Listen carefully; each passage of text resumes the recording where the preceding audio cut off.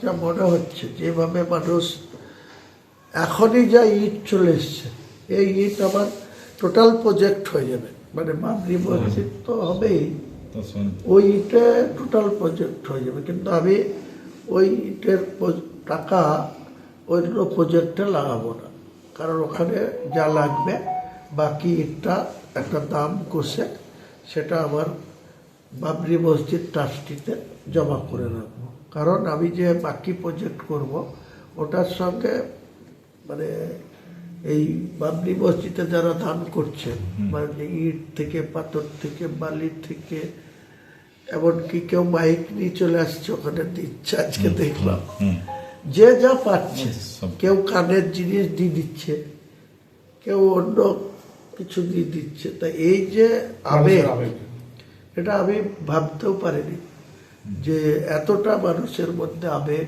বা সাড়া পাবো।